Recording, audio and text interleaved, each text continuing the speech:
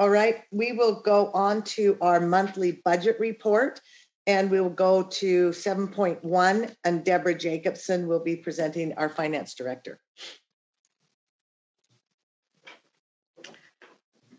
Good morning, board members. This is a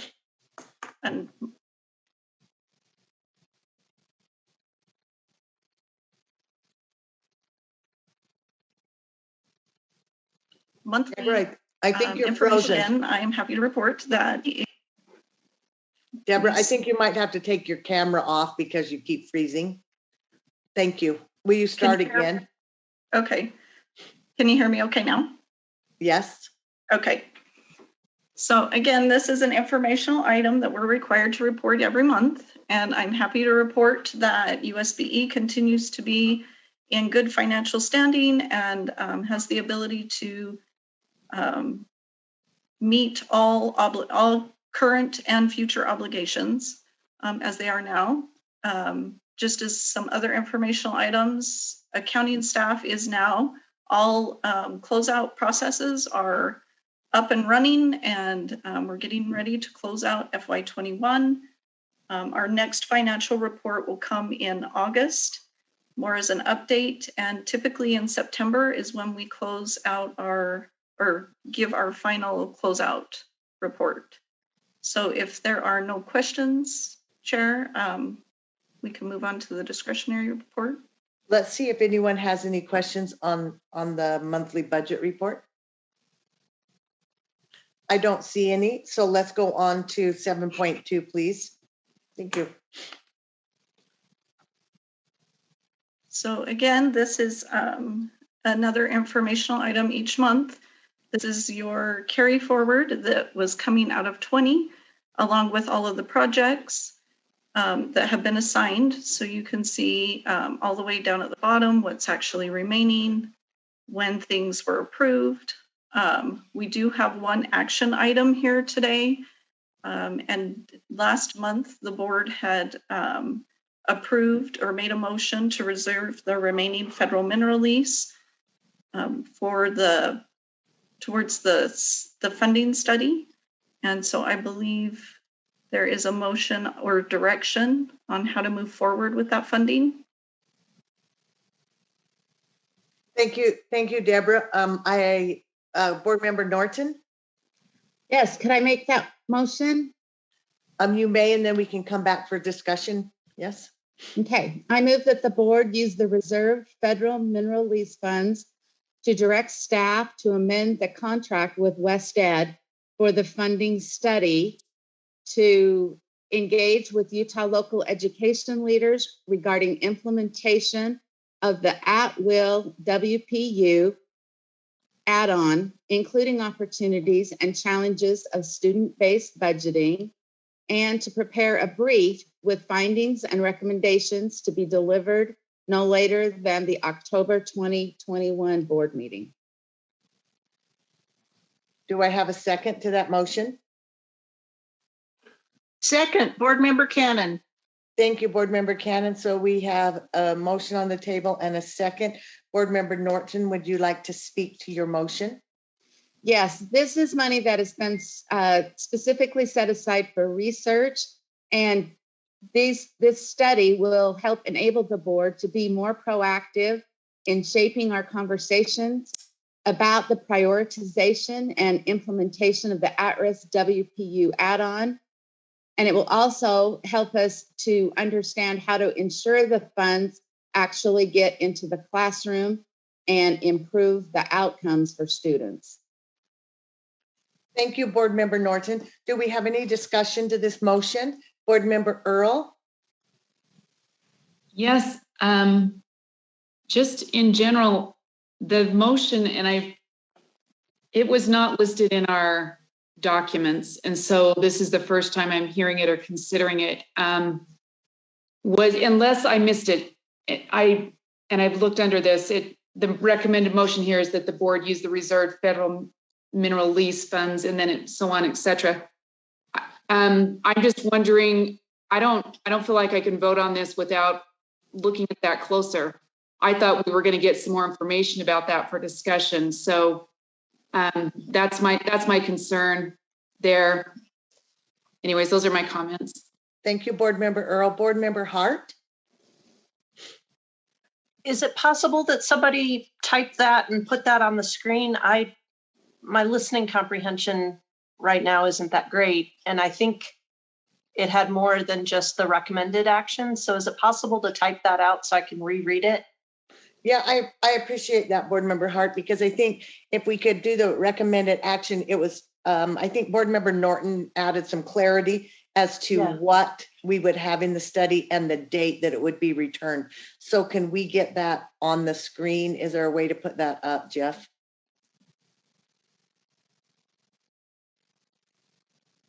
Tiffany, do you have anything available for him?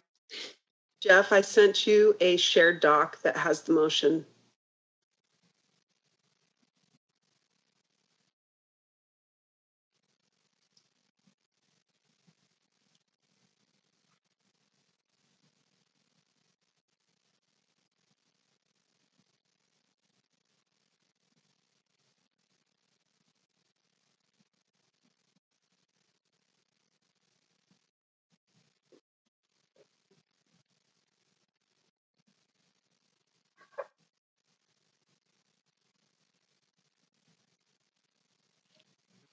So if we can now make it big enough that we could see it, that would be helpful.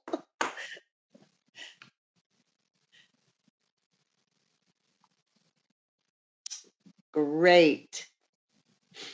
Board Member Hart, I'll let you read it, and then I don't know if you have any comments after you reread that. Nope, her hand's down. Board Member Lear?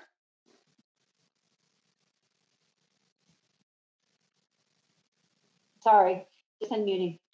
I'm wondering, and I don't want to pile on too much to this, but how much interaction has there been with local education leaders regarding the study generally? And would it be better to amend this motion to say regarding implementation of the at-risk WPU and other appropriate issues, and maybe that other appropriate issues goes after budgeting, but if somebody can you tell me quick why we needed to be more specific in the motion? Question mark. If there's been Board Member Hart, your mic is on. If there's been lots of give and take already, then I feel like that has we've given the opportunity for LEAs to participate. If there hasn't been, then this motion would provide that opportunity. Thank you, Board Member Lear. Tiffany, do you have some insight on what Board Member Lear was talking about here? Sure, thank you. Tiffany Stanley, Chief of Staff, USBE. There has been some engagement with, the Superintendent's Association, the BAs, charter leaders, but I think the question here is around scope of the brief and scope of this request and support specifically from WestEd.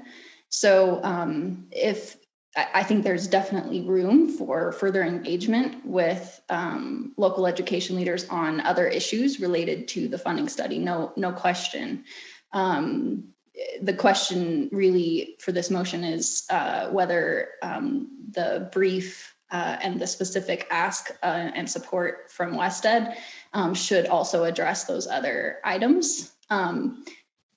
I think there could be more flexibility provided by inserting the phrase that you referenced, Board Member Lear, and then those details could be worked out through the contracting process, which would be the next step after this motion. This motion would just direct the broad or the area of further study, but then the contract would need to be amended and brought before the board. So Board Member Lear, are you making a motion to add, I think, and other? I can't remember your wording, sorry. Follow up, please. I'm sorry, I was muted. Okay, Yes. Yes, I'd like to ask to make an amendment that says at the end of number 1, and challenges of student-based budgeting and other related issues. Okay, that is an amendment to the motion, which is to add and other, no, not and, other related issues. Do I have a second to that motion? I'll second, Moss. Thank you. Could somebody type that in there in red so we have it, please? At the end of number 1, after and other related issues. Thank you.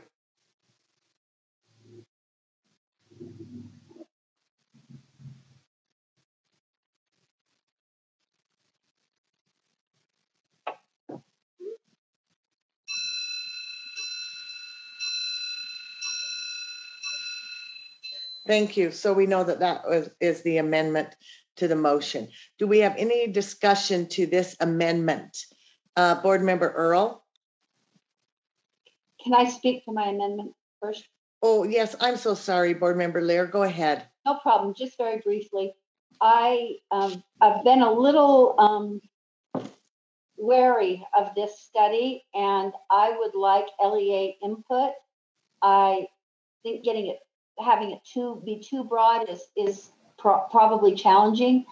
But for instance, I think we need to add some discussion of geographic equity and some other issues that have come up recently. So I hope this can be relevant and narrow enough, but still helpful and engaging with LEAs. Thank you. Thank you, Board Member Lear. Board Member Earl, do you have a discussion to the amendment? Yes, and I actually would like to add exactly what Board Member Lear was saying. Other related issues, I'd like an amendment that says including various geographic locations, so that we are looking at those various locations. I know a lot of rural schools are very concerned about some of the issues associated with this. Okay, at this time, we can't have an amendment. You can have an amendment to the amendment. Well, Lorraine, can we amend this amendment while we're still in discussion? Yes, that would be appropriate.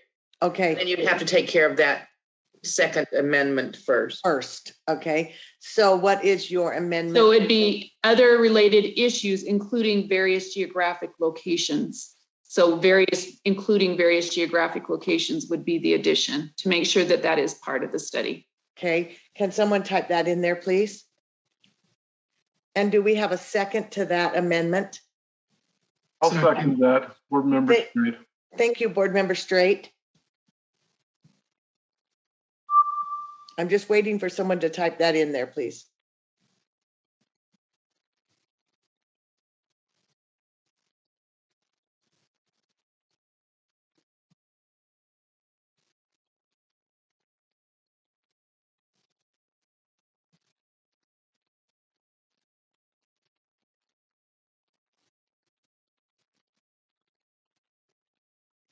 Okay, so the amendment is to add including various geographic locations. Yeah. Do we, what?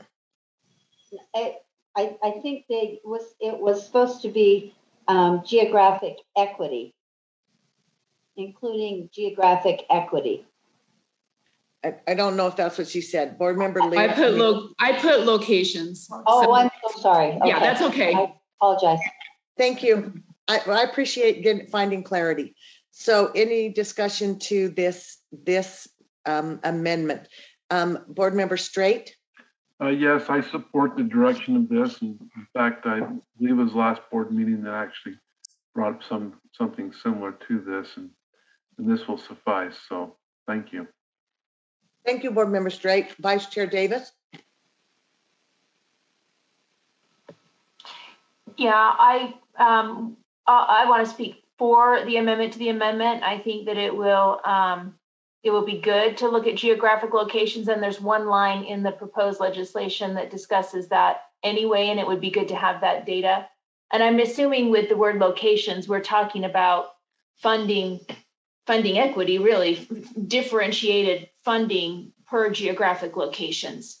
And then I'm going to break the rules and speak for the amendment and for the main motion, and then I won't have to later, and I'm done. Thank you. Stop breaking the rules. Okay, so the amendment that we have on the table right now is including various geographic locations to be added to this this motion. I don't see any other hands. Let's please vote on the second amendment.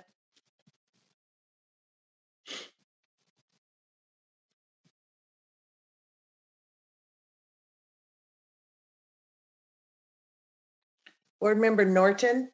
Oh, there you are. Okay. Sybil, I see that voting was unanimous. And so now Lorraine, we have to go back to the whole thing now, right? Or the other amendment. To the amendment as amended. Okay. Now the amendment as amended would be other related issues, including various geographic locations. I don't see any hands. Please vote on the amended amendment.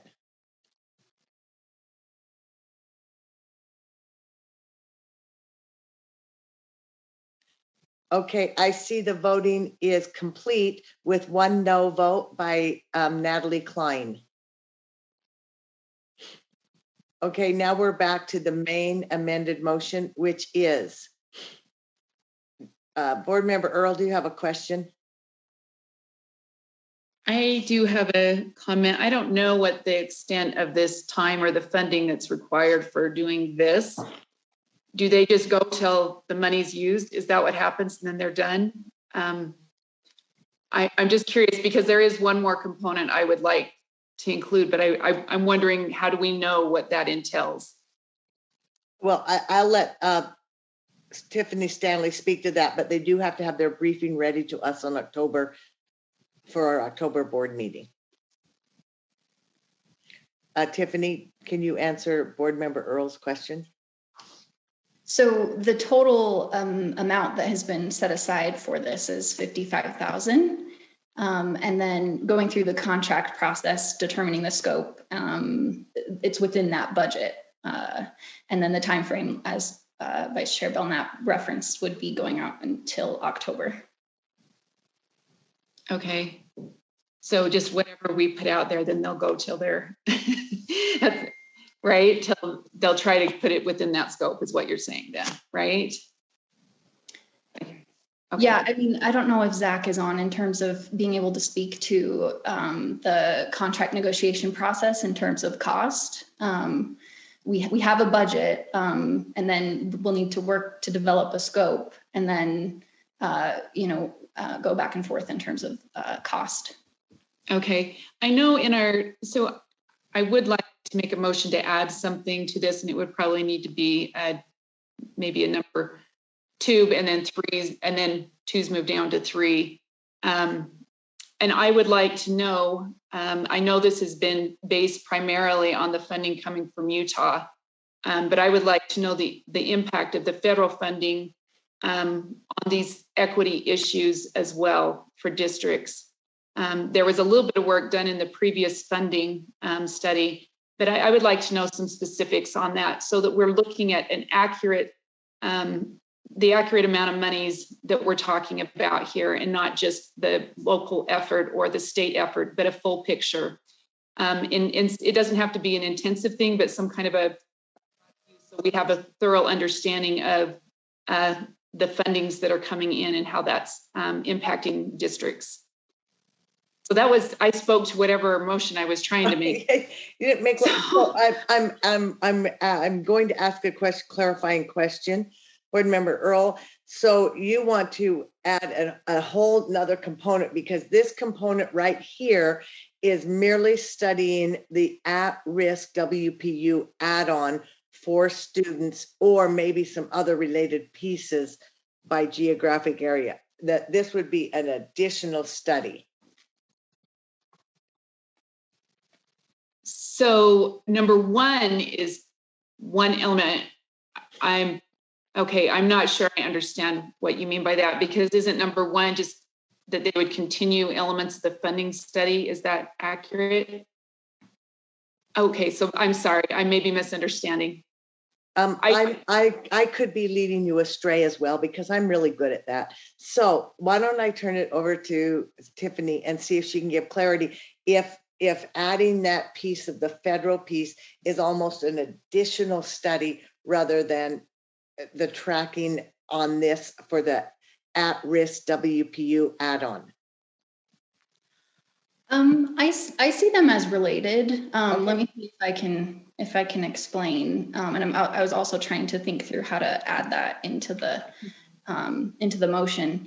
But essentially, in conducting the cost function analysis, federal funds were included. However, the focus and scope of the recommendations is around state funds and differentiating state funds. And so there may be an opportunity, if I'm understanding Board Member Earl, to examine what it might look like with federal funds included in that picture. And so they actually conducted a little bit of an analysis on the side as part of the initial funding study that I don't think was fully fleshed out in the report that I think could be expanded and shed more light in terms of what Board Member Earl is asking, if I understand correctly. And I think that's accurate. Sorry. Thank you for correcting me. And I always appreciate that. So would you be able to support Board Member Earl in a motion here that would go along those lines, Tiffany? Yeah, I'm trying to think it through. Just a second. And others can feel free. I'm trying to think, like, examine the impact of federal funds on well, it would be for the equity issue, so that we're looking at the disbursement.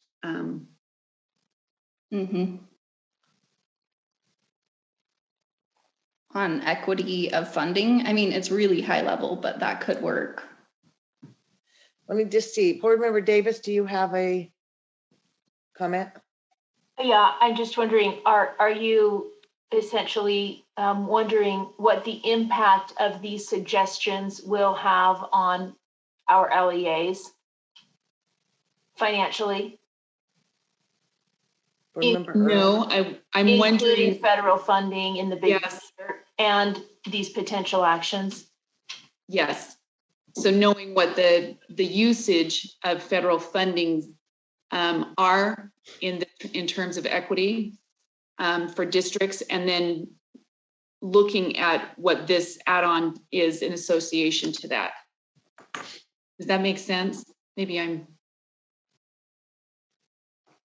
No, I don't know if Angie can help Tiffany, or if Tiffany, you have something to at least put up so that. Sorry, like I said, I didn't realize that we had a specific motion related, or I could have worked through that. So I do apologize, because that was a question I had previously. So we're okay, Board Member Earl. Can somebody help drive this for us?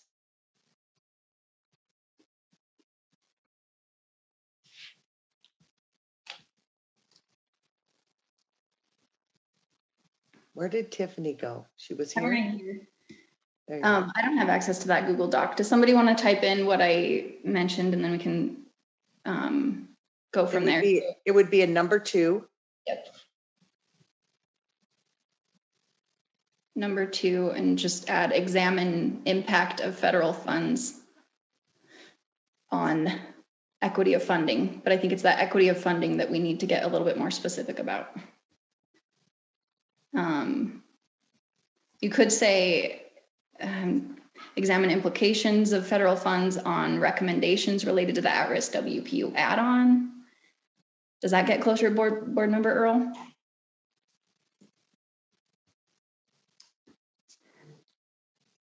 So possibly, is that I'm trying to think if that if the federal funds aren't actually related to the add-on, but it would be in relation to the equity amount at the district, or the amount the students are getting, right? Yep.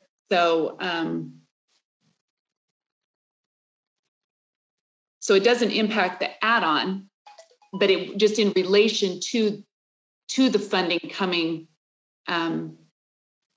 in correlation to the add-on or something like that. Some implications of federal funds on funding.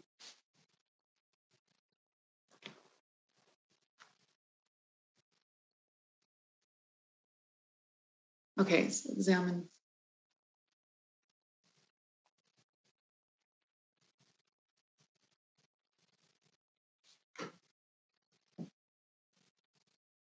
Board Member Earl, does that get to your? So I wondered if instead of state funding, it would be the local education, so LEA funding.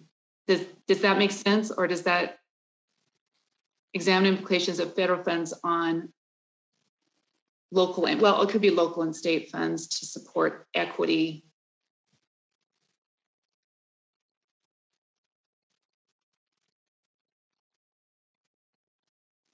Yeah, I think that's closer. Vice Chair Belknap, this is Lorraine. Yes. This seems like this is a separate motion, not related so much to the amendment. So I would suggest voting on the first amendment first, and then having this as a separate amendment. So the first amended motion. Right, voting on the motion as amended that's already on the floor. The amended amendment is amendment, and then have this as a separate amendment. Thank you. Okay, so don't take this off the screen, or at least someone remember what it is so that we can. Okay, so our amended motion, then I appreciate our parliamentarian helping me. Our amended motion is that the board use the reserve federal mineral lease funds to direct staff to amend the contract with West Ed for the funding study to engage, number one, to engage with Utah local education leaders regarding implementation of the at-risk WPU add-on, including opportunities and challenges of students-based budgeting and other related issues, including various geographic locations. Number two, prepare a brief with findings and recommendations to be delivered no later than the October 2021 board meeting. Vice Chair Belknap? Yes. I think I was a little unclear on what I meant, and I'm sorry. The only thing you would be voting on is the amendment. So other related issues, including various geographic locations. Right. You're just voting on that amendment. Okay, sorry, you could have stopped me in the middle. Okay, so the motion before the board, the amendment is that other related issues, including various geographic locations. Do we have any discussion to that amendment? Board Member Earl? No? Okay. All right, seeing none, please vote.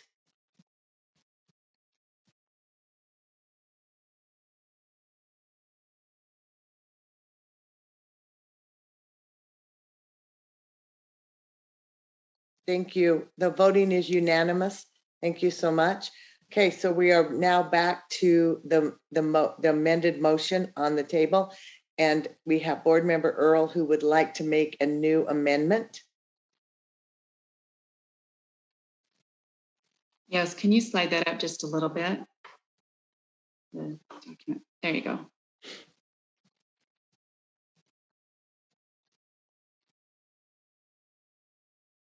And I wondered if it's appropriate if they can get down this low, the individual equity support, individual equity of students.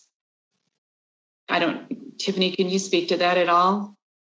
Does that make sense? Because that's what in essence what we're doing with the at-risk WPU add-ons, right? And so I guess that's the curious thing is how does the federal funds impact that individual student equity issue? Yeah, so let me see if I'm thinking about this right, or if this will help. Okay.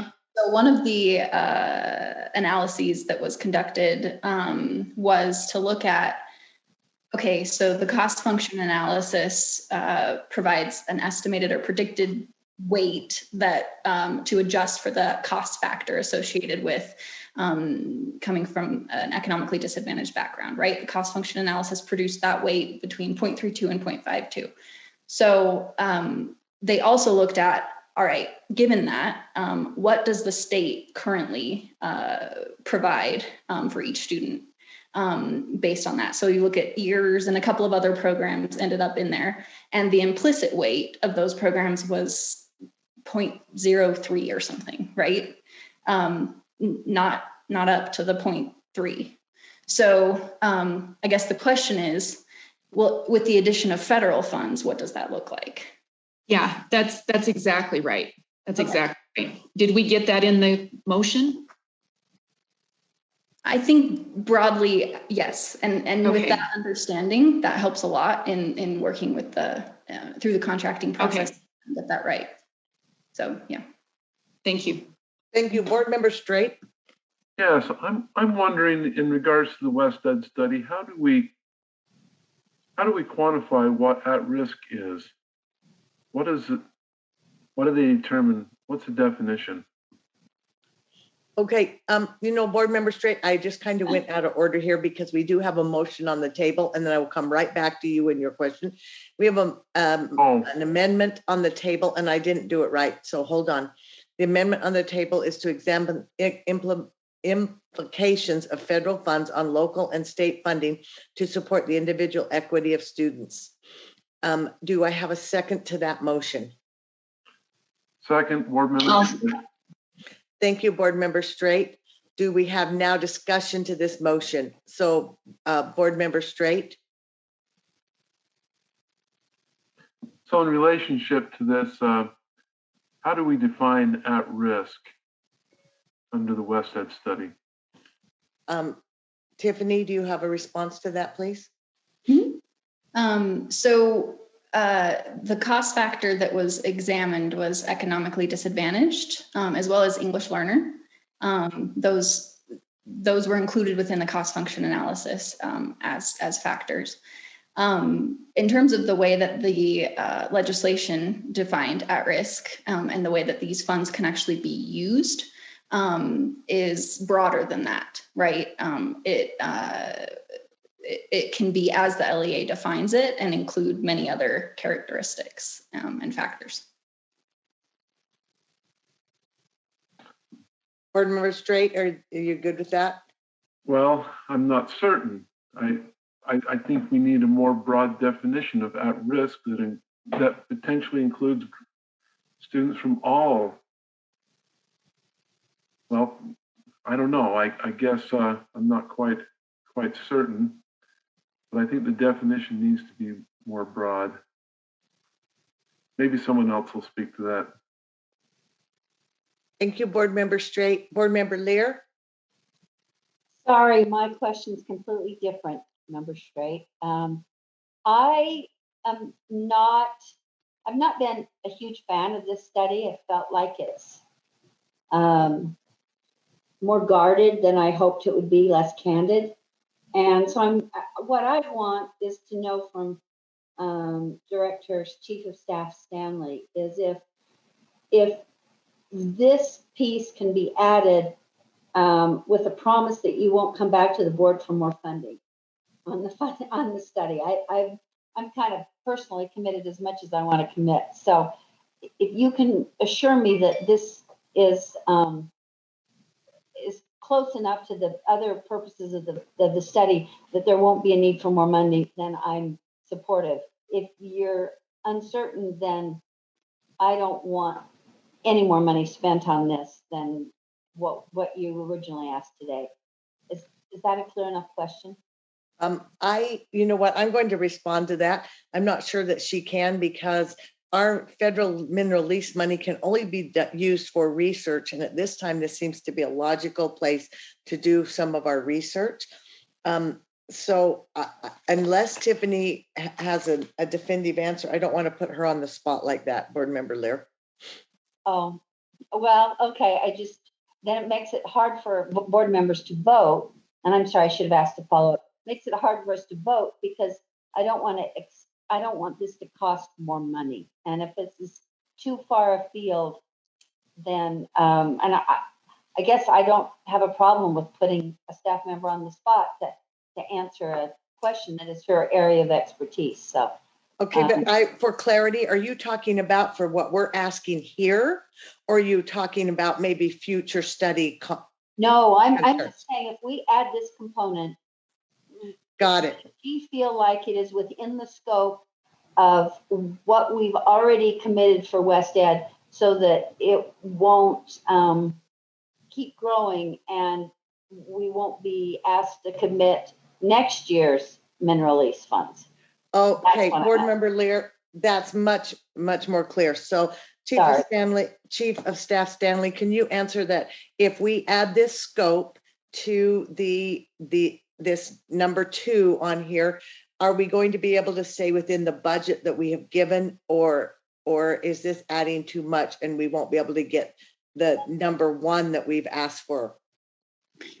Yeah, thank you. I really appreciate the question and opportunity to clarify. The motion is around that reserve 55,000, so that is the budget. We would need to go through that contracting process, but in my mind, based on the way that I just framed it with this second piece, this wouldn't be too intensive. So I wouldn't imagine it pushing us way over or over at all. So I think we're in pretty good territory. Thank you. Appreciate that straight answer. Thank you, Board Member Lear. Board Member Cannon. Thank you. As I recall the West Ed study, the idea was to look at how the state of Utah funds public education and to recommend ways to adjust that funding so that it better serves all students in the state. So when we talk about examining implications of federal funds, to me, it just muddies the waters of the entire study. And so I guess I'm just not in favor of that as I understand the West Ed study. Maybe if I'm incorrect at what the purpose and the intent of the study was, if someone would let me know that I'm out on a limb here, I'd appreciate it. Maybe Tiffany could comment on the purpose of the study. Thank you, Board Member Cannon. Chief of Staff Stanley, do you have any comment on what was the beginning purposes for this study? Yeah, I think Board Member Cannon captured that well.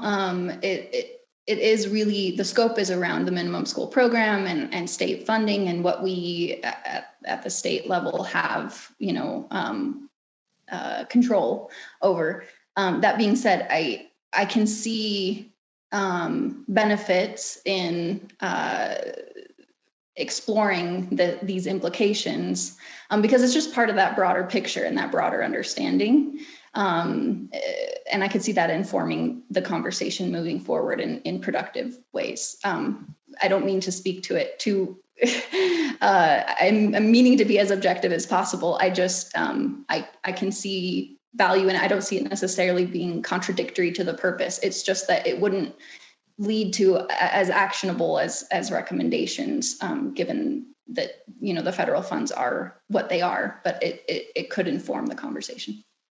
Thank you. Vice Chair Davis. Yeah, this is a question for Tiffany.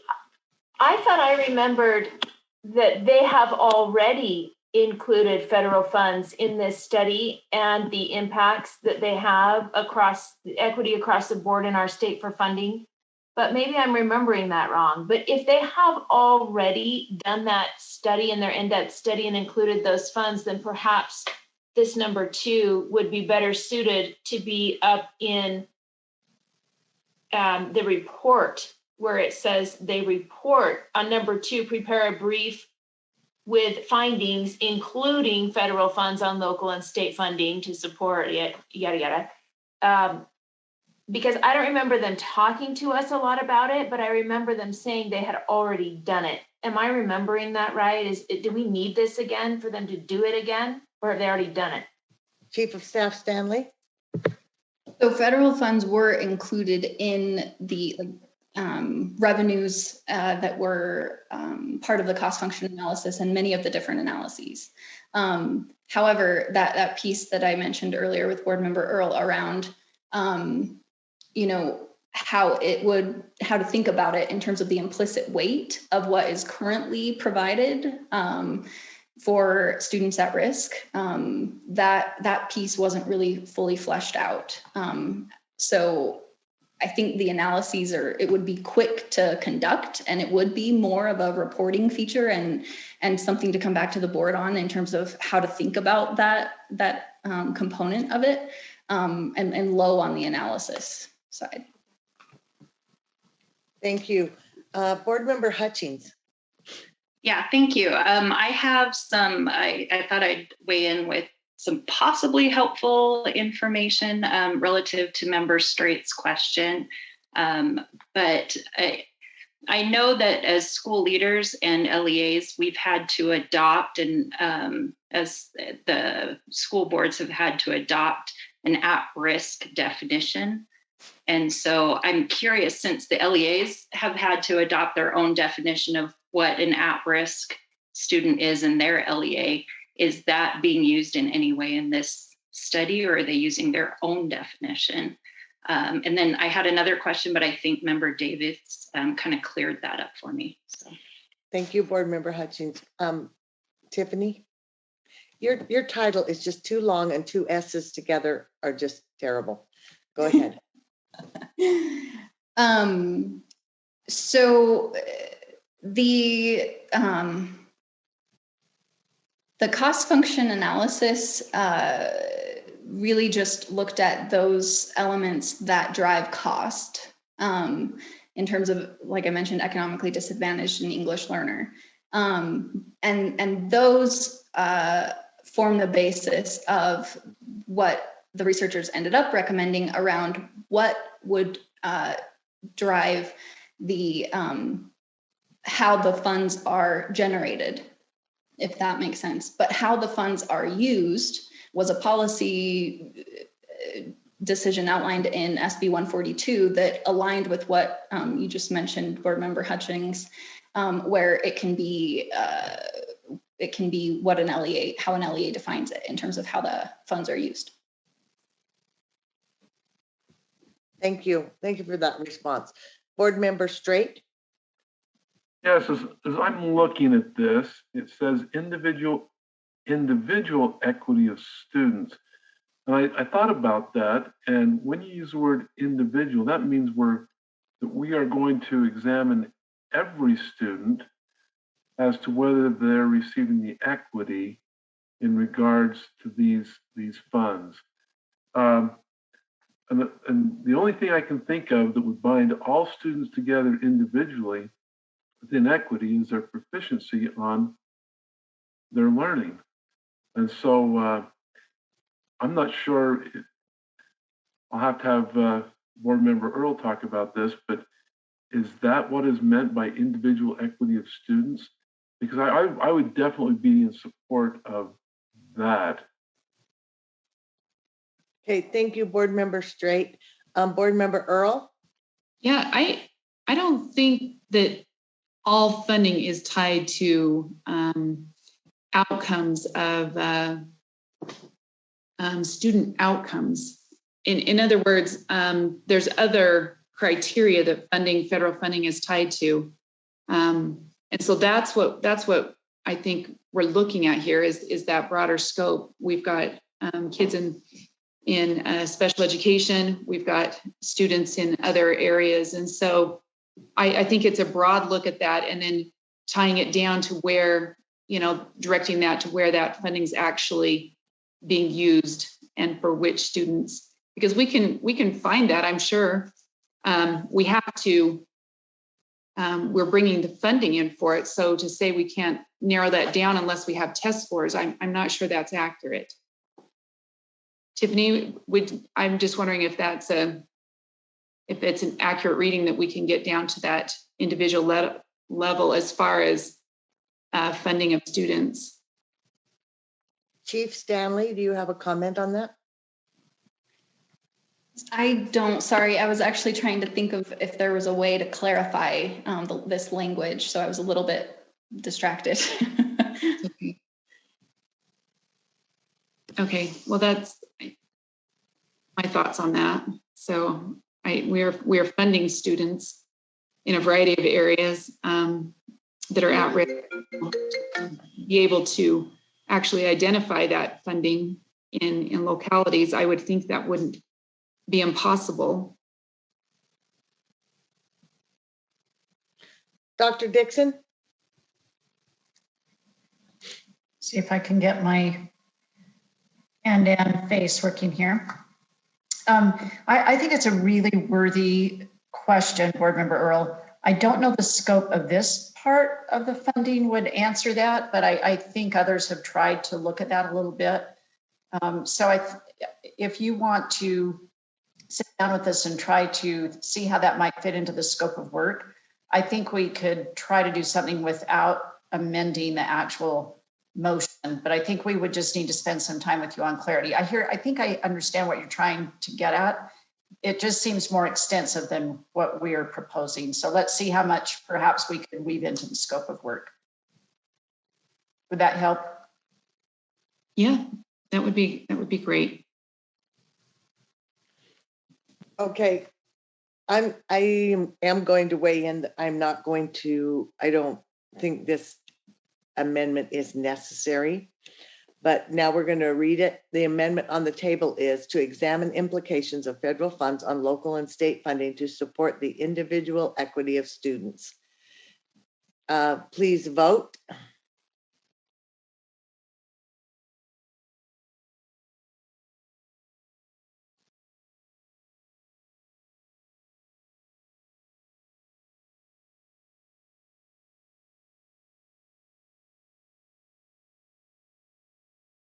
Okay, there's so many changes here. I'm going to do a quick roll call vote so that we don't have any errors here.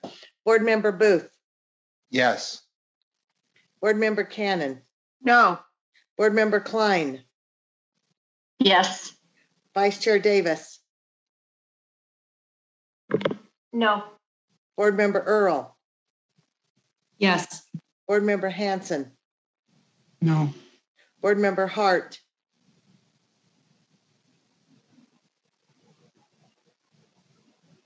Board Member Hart. I'll come back. Board Member Hutchings. No. Board Member Lear. No. Board Member Moss.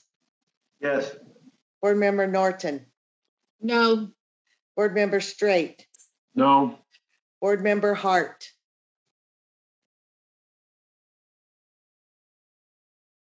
I don't know where Miss Molly went.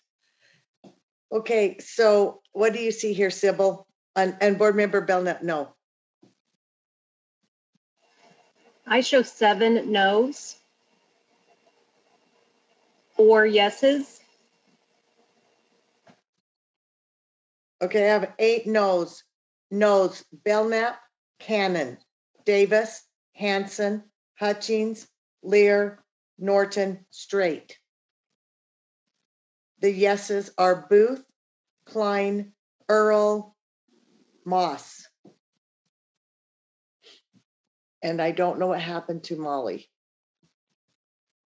Hey, I'm here. I'm sorry. I got pulled away. There's so some strangers at my house. I have not been able to follow the last 15 minutes. Okay, so I'm not abstaining. gonna. Yeah, I need to abstain. I'm so sorry. Thank you. Okay, so that amendment does not pass. So we're back to the amended motion. Do we have any discussion to the amended motion? Seeing none, the amended motion is that the board use the reserve federal mineral lease funds to direct staff to amend the contract with West Ed for the funding study to Number 1, engage with Utah local education leaders regarding implementation of the at-risk WPU add-on, including opportunities and challenges of student-based budgeting and other related issues, including various geographic locations, and prepare a brief with findings and recommendations to be delivered no later than the October 2021 board meeting. I don't see any hands. Please vote.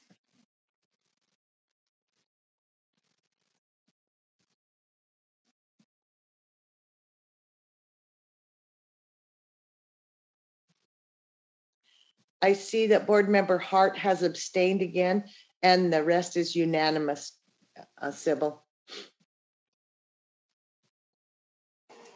Thank you. Thank you. Okay, so we are now on to, I have to move all my papers, to 7.3, which is relief funding update from Director Sarah Young. Thank you. Sarah Young, Director of Strategic Initiatives for the State Board of Education. I am wondering if I can share my screen.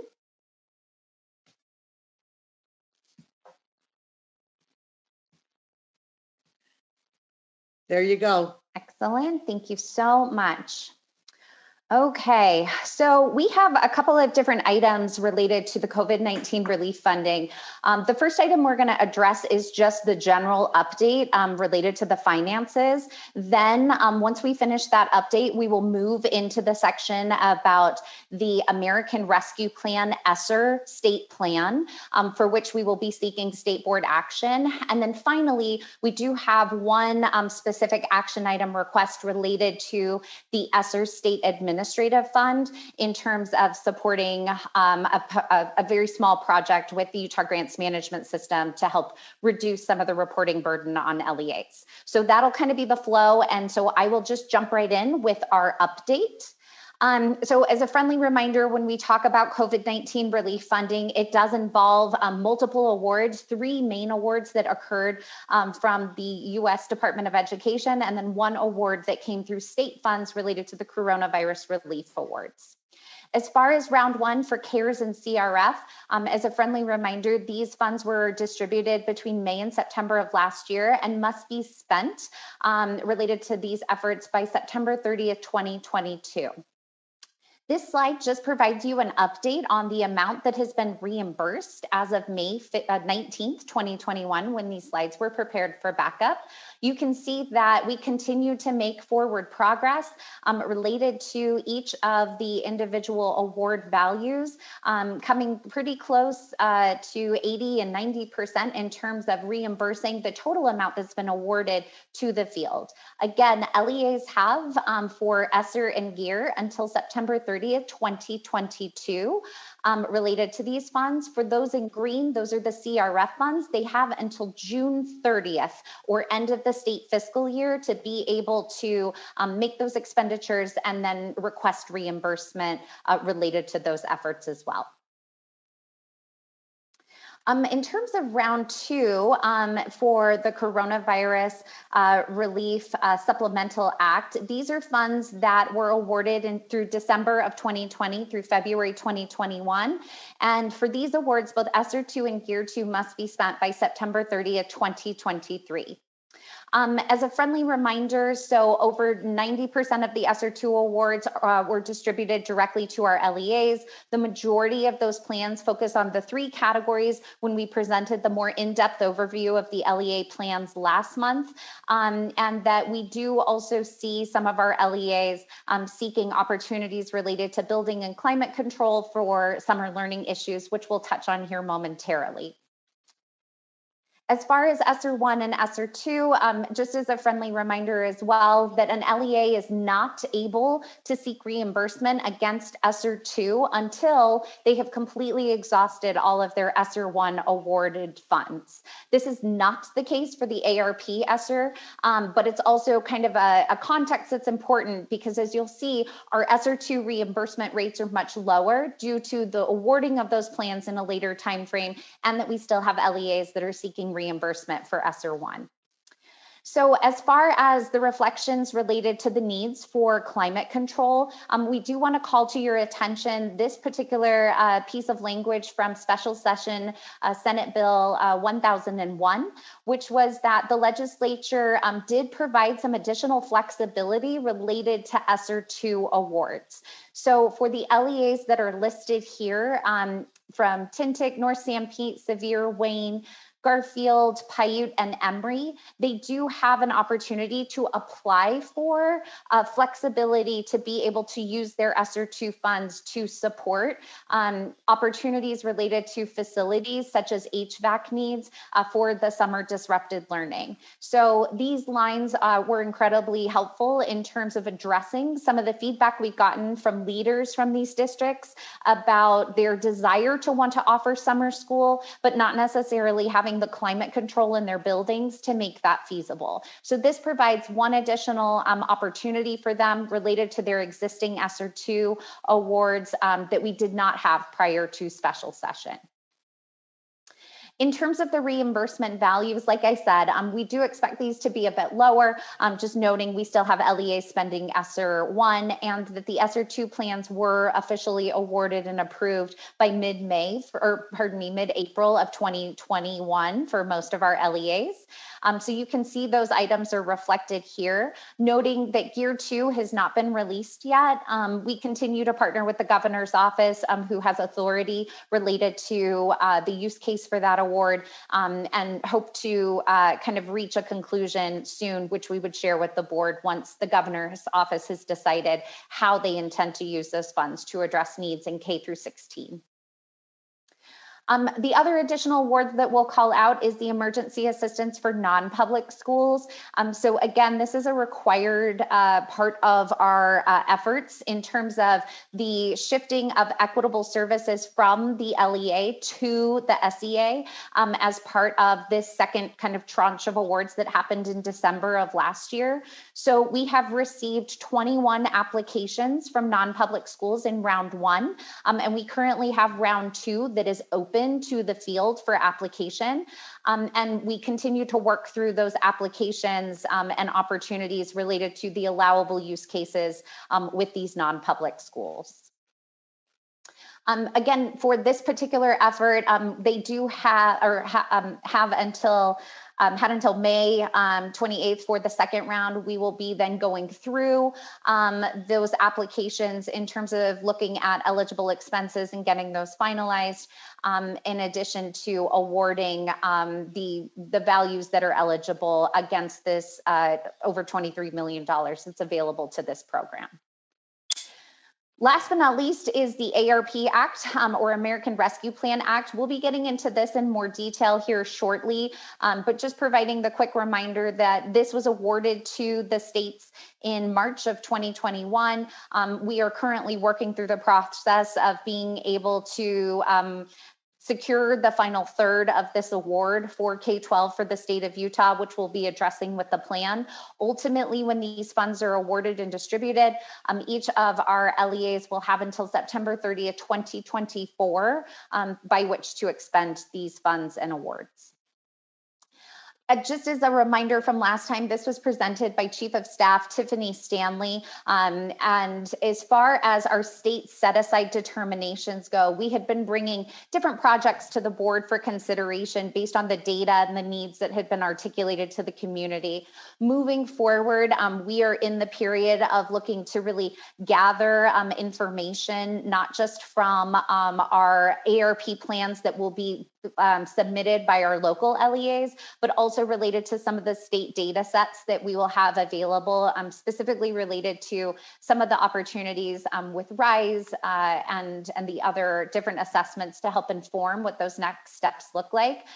You'll see that the only use case that we have brought to your attention is really kind of an administrative component. We're not looking to really authorize any of these additional state funds until we can bring that data to the board so that you have more context in the space of PPE, because we could buy in bulk at quantities that were not accessible at the local level.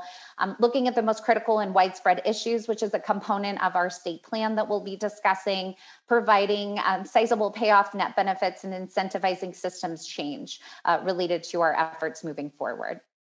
As far as action steps that your staff have taken over the past month since we last presented, we have been heavily engaged in the preparation of the state application for ARP Esser and the creation of that document, the facilitation of public comment and feedback, and then as well drafting revisions related to those comments. The Utah Grants Management System, we are looking at a potential revision to be able to collect reimbursement by use case, and that is the consideration that we'll present as the second of the two action items moving forward. And then last but not least, meeting with stakeholders in terms of getting feedback about the different components of ARP Esser that we released. So I'm going to pause because that ends my informational update item to see if there were any questions about our current state before we get into the ARP Esser state plan. Yes, Sarah, thank you so much. I love that you talk so fast. We have to pay close attention. Board Member Norton.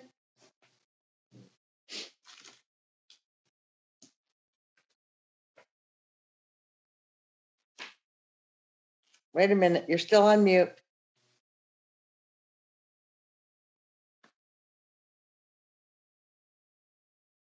It's not coming off. Okay, so I'll go on to Board Member Hanson and we'll come back. Thank you, Chair, and appreciate the update, Sarah. Very informative. I just had a question on the procedures, I guess. I know we have a deadline coming up for some of this funding at the end of this month. Does the money just have to be spent by the end of the month, or does all the paperwork have to be completed and reimbursements filed and all that? How does that work? Go ahead, Sarah. Thank you. So that is definitely an important clarification from the field's perspective. So it's that all expenditures have to have occurred by June 30th. Then through our financial operations team, we have additional deadlines in terms of when our LEAs have to submit their documentation to be able to receive their payments either on the June or July allotment. And so we use those dates really in alignment with all the other state programs in terms of what those due dates are. So it's not that they have to have all of their documentation submitted by June 30th. It's just that's the last day for eligible expenditure. So, Chair, just to follow up. So if they've got receipts, so to say, receipts dated June 30th, then they're still okay as far as that spending. All right. Thank you very much. I appreciate the clarification. Thank you. Board Member Norton, can you get off now? You bet. Oh, there you go. I understand that a great deal of the funding or the request is to have after school and summer school programs. And I had a concern about the after school programs with the 10-hour minimum per week. On the elementary level, that seems like an awful long time to add on to a school day for those little people. Is there any flexibility on that 10-hour requirement based on age appropriateness? Sarah? Thank you. So Board Member Norton, that is a component of the ARP state ESSER plan that we were going to address in the next section.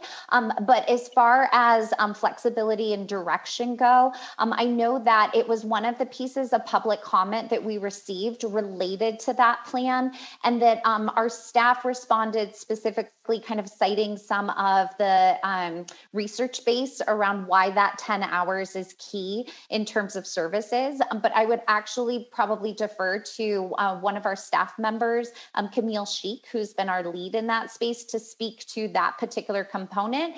We can do that now, or we could wait for the ARP ESSER state plan component, which is coming right next.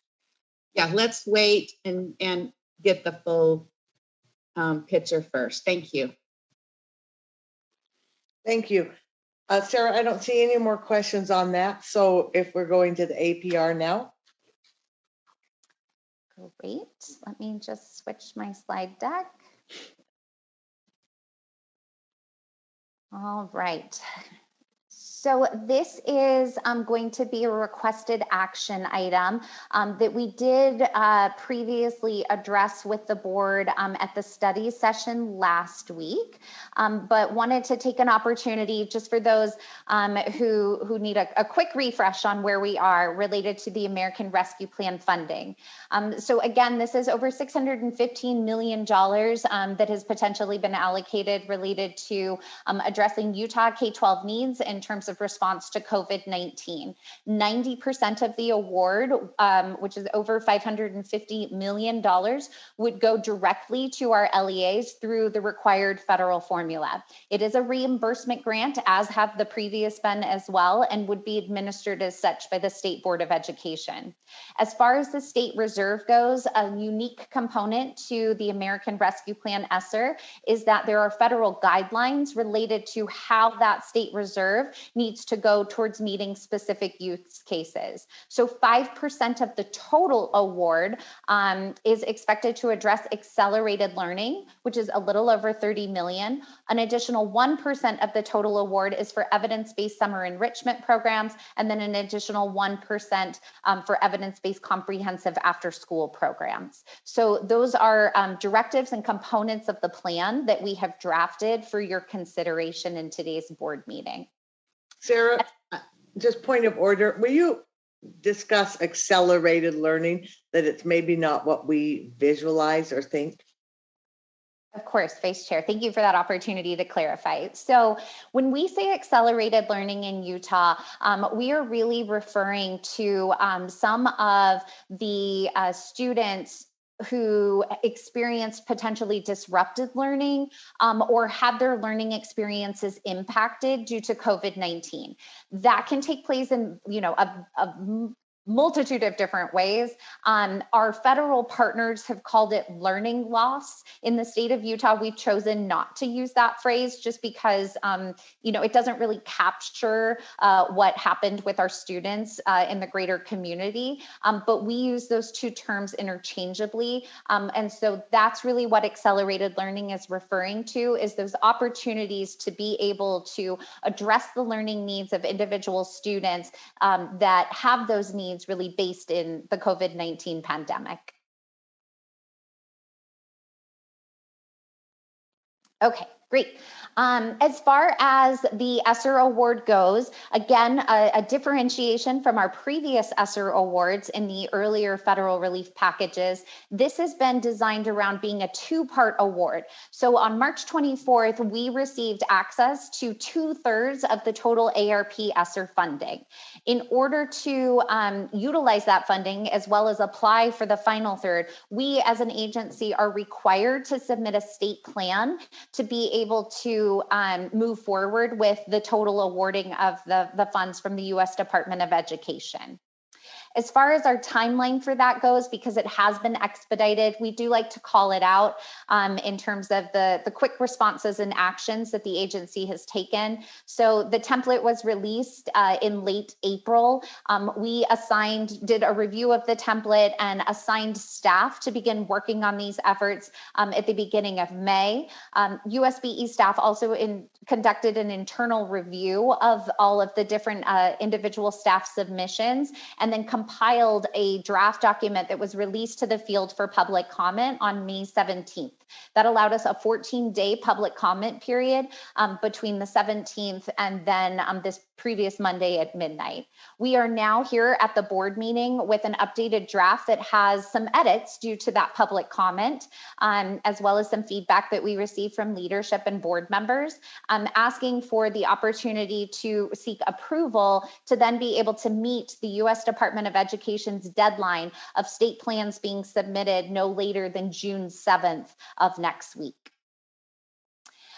Things that I would highlight in terms of the state plan that we touched on last time in study session is that it does require that LEAs engage in meaningful consultation with their stakeholders in the development of their local plans, and that we have this being demonstrated by having their local plans approved by their local school boards in a public meeting, very similar to the action that we're taking here today. As far as the second item, that USBE is encouraging, although not requiring, LEAs to complete a needs assessment, really to make sure that they're looking at the information they have available to them to make a plan that really meets the needs of their teachers, their students, and their broader community in terms of response to COVID-19. And then last but not least, we are asking LEAs to describe how they will ensure that the interventions are meeting the academic, social, emotional, and mental health needs of students. This is a federal requirement, and so we're asking for our LEAs to be able to include that item in their plans so that we can be consistent with the expectations from the Department of Education. As far as the timeline goes, we shared a timeline that was specific to the plan application. This is a broader timeline related to the implementation of ARP Esser. So highlighting the grant award notification, meeting our legislative requirements with LFA, GO, and PB, and then the award appropriation that occurred from the state legislature during special session.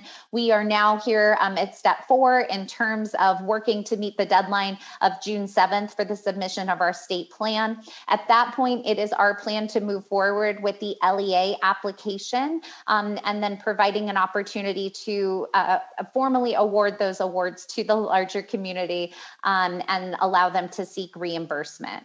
So just for clarity, our current draft timeline around that release is June 15th to be able to have the grant available to our LEAs for application in the Utah Grants Management System. We have a tentative due date of August 20th, 2021, but I would note that our process is that we review them on a rolling application basis. So for an LEA that submits their plan, let's say at the end of June, they can expect to receive an outcome within 2 to 3 business days related to that submission. And so although we do have a final due date, it's not necessary to wait until that moment. We're prepared to accept them and turn out the awards as quickly as possible. As far as the role of the ARP Esser state plan, so this is kind of a new piece of information that we thought we'd lay as context before we got to the review of the state plan itself. So in terms of kind of being clear about the what and the why behind the state plan. The state plan does allow us to meet the U.S. Department of Education requirements. So all of the prompts that you saw listed through the state plan were a part of the required template, and Utah followed that to the letter in terms of the development of our overall plan.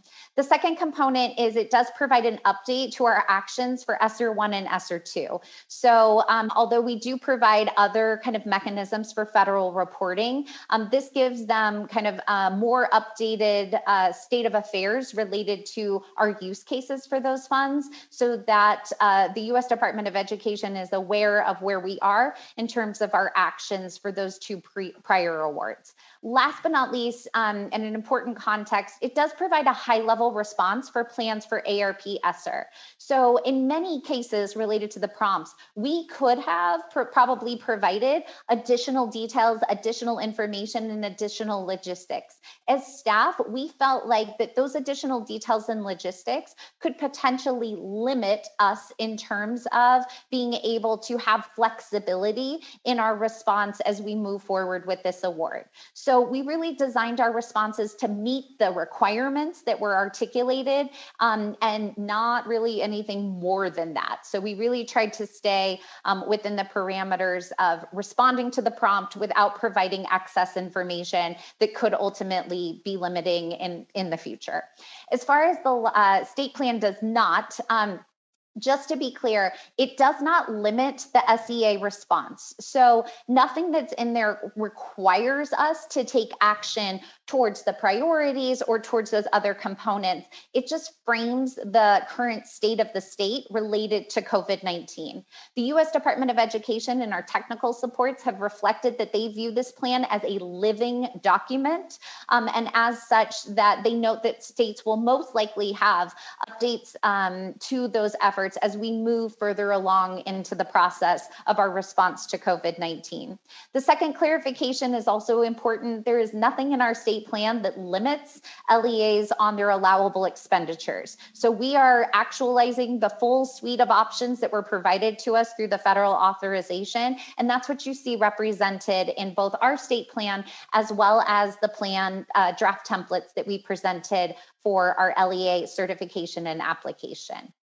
As far as public comment goes, we had 66 visits to our public comment site and 44 respondents. The feedback has been responded to and is primarily captured within the documents that are available for backup. We created a first page that has the public comment and then the USBE response next to it. So you can see how we responded, where we were intending to make changes, and where maybe the changes suggested weren't actionable and kind of what the justification was behind that. Last but not least, we did receive feedback from USEEP that was submitted to us via email, and we included that component in the backup as well, since it was separate from the public comment tool, and we wanted to be sure board members had access to that. So with that, I do not have any other context to be laid, aside from then the opportunity to seek feedback and hopefully approval related to our state ARP Esser plan for submission to the U.S. Department of Education. So Director Stanley, I mean, Director Young, do you have an answer to Board Member Norton's question about the 10 hours requirement for after school? I do. Thank you for the opportunity. So Board Member Norton, if it's okay, I'm just going to share on the screen what the response was. And then I'm not sure if Camille or Becky Donaldson or Assistant Superintendent Leah Voorhees is on to respond as well. But let me just share with you what we had in response to that public comment for your consideration.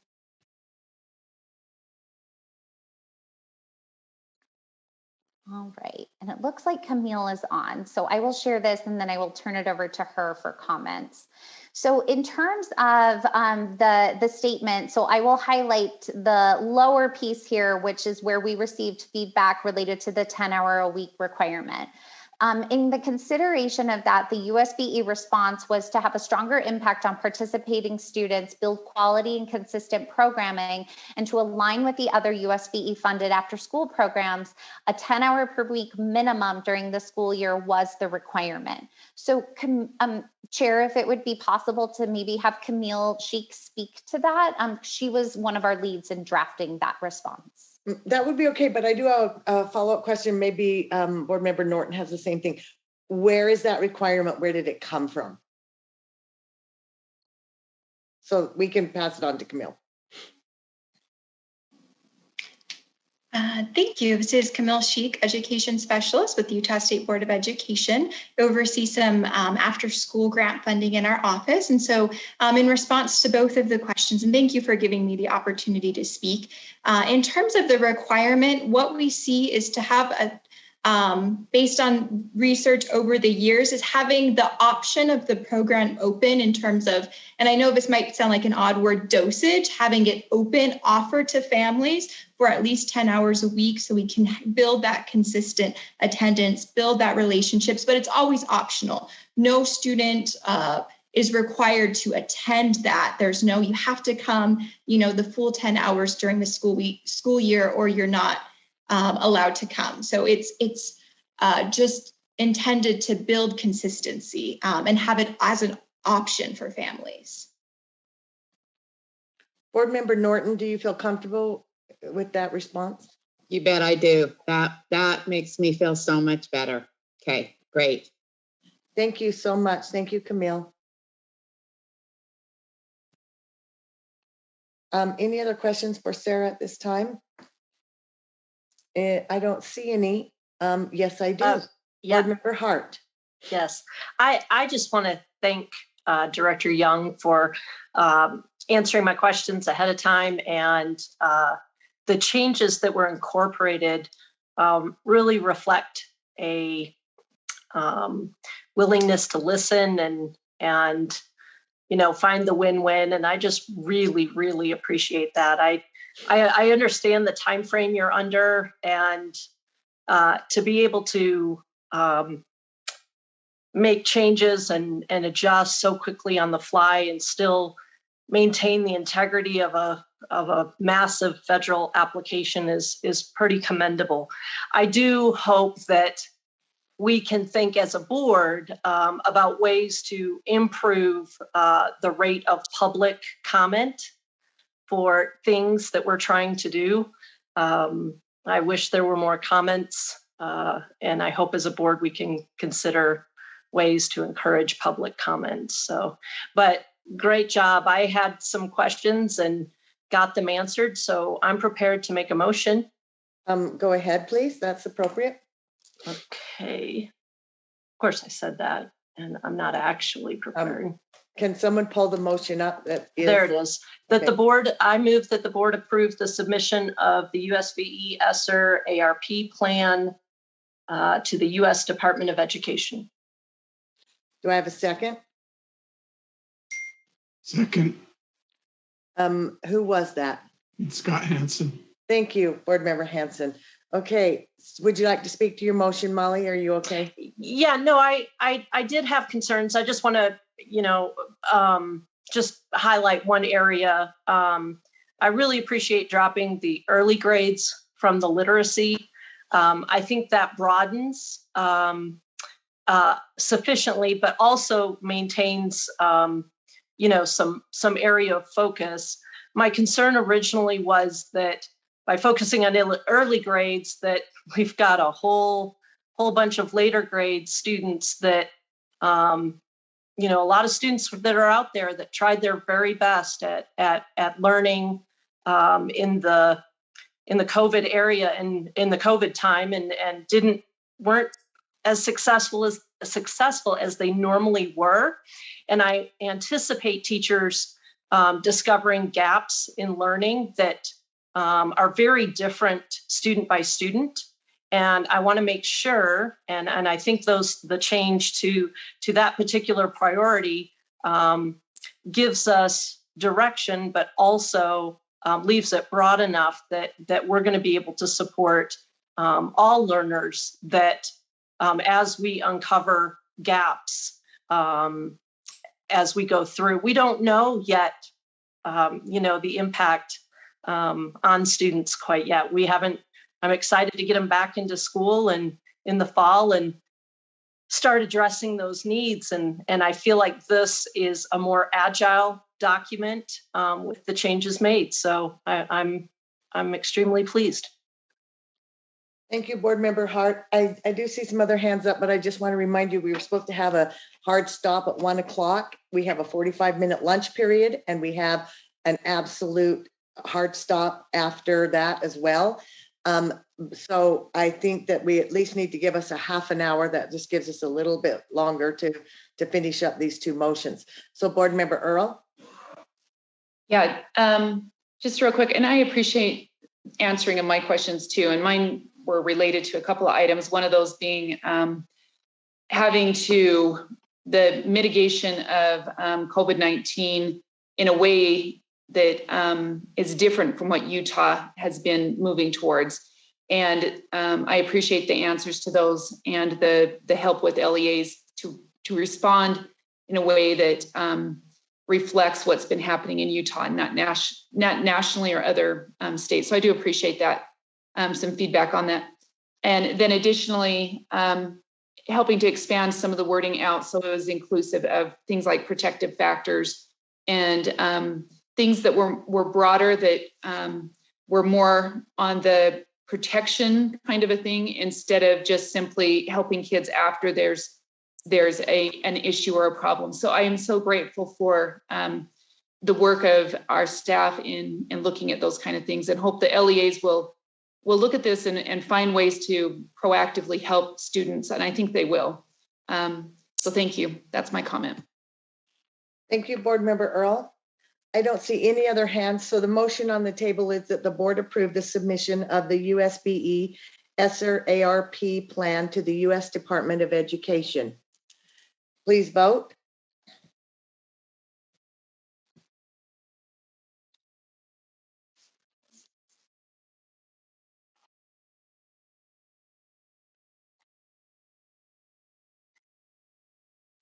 Board Member Klein. Thank you. I see that that is a unanimous vote. Thank you so much. So I would then be seeking, Sarah, did you want to discuss this next 7.4.1? Yes, thank you. So I will just put this motion on the screen quickly. So this item is just seeking approval for $60,000 from the ARP Esser Fund to be able to support an increased flexibility with the Utah Grants Management System. So this is being led by our Director of Finance, Deborah Jacobson, as well as Rebecca Nielsen over in Utah Grants. One of the components that we've been asked for as staff is to be able to do reporting related to how much we've provided in reimbursement by use case. Currently, the grants management system allows us to do reporting by budget categories, such as salaries, supplies, materials, et cetera. But we would need this enhancement to the system to be able to do reporting in that way. The vision is that with this increased ability, that when an LEA submits reimbursement, we will then have that information, so we don't have to return to the LEAs to ask for it when we have our legislative partners or members of the state school board or the public seeking that information. So ultimately reducing the LEA burden for reporting with this particular enhancement. With that, I'm open to any questions and appreciate the consideration. Board Member Norton. I don't have a question. Are you ready for a motion? Yes, we are. Okay. I recommend that the board approve the authorization of $60,000 from the ARP Esser Fund for the revision of the Utah Grants Management System to allow for enhanced tracking of federal COVID-19 relief funding. Second, Board Member Booth. Thank you, Board Member Booth. Thank you. Any, do you want to comment on your motion? Board Member I think that we have heard some great information, and I think we all like hearing that we are reducing the reporting for the LEAs. So if nothing else, it's great for that. Thank you, Board Member Norton. Board Member Lear. You're on mute. No, I'm not. Okay. No, there you go. I'm thinking I just heard the answer that doing this will lessen the LEA reporting requirements. Yes. Did I hear accurately? That is accurate. Perfect. Thank you.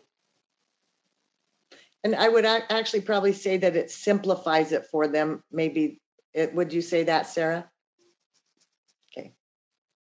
Board Member Hanson.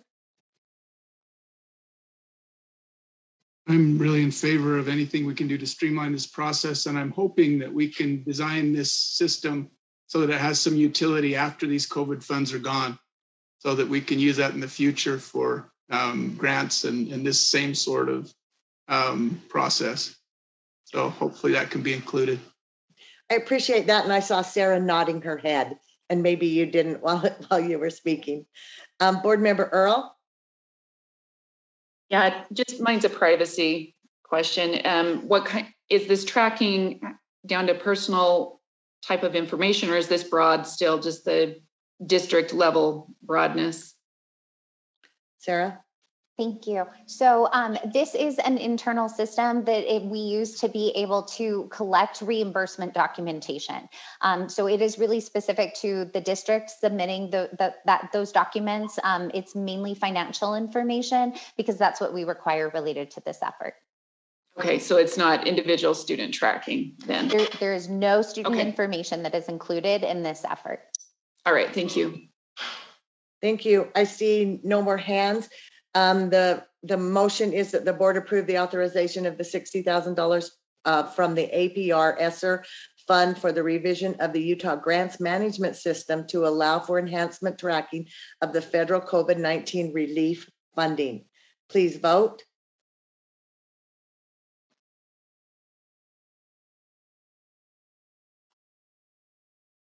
The voting is complete with 1 no vote by Board Member Klein and yes votes by everyone else. Okay, that gives us about a half an hour for lunch. Just for clarity, we do have a turnaround group coming at 1:45. So if you could be back maybe at 1:44 so we can start on time. Thank you, everyone. Have a good lunch.